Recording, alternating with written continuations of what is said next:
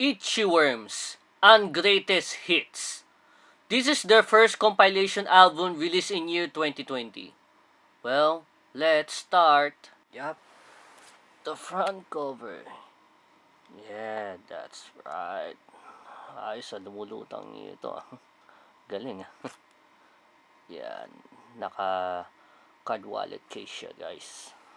Okay, back cover. Yes, that's it. No record label, no barcode. Yup. And the non-singles, this track 2, then track 10 para sa Broken Hearted OST, and 15. Yup. Actually, 15 tracks lang ito.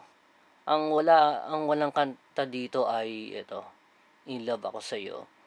So, this copy is misprinted. Yup. Okay, CD.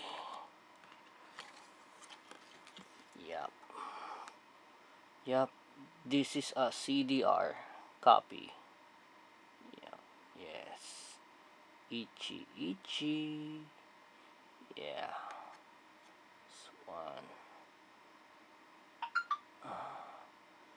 Yeah, CDR, baby. Yeah, that's right. Okay, put it back. Okay, where are these songs came from?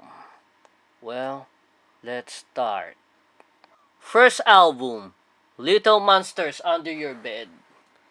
So, track 3, 5, and 7.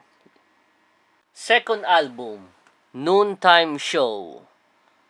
Okay, 6 and 11. Third album, Self-Titled.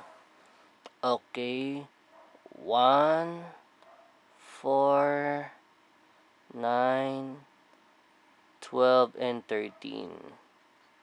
Fourth album, After All This Time.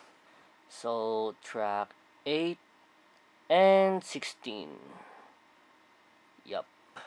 Well, that's all you need to know.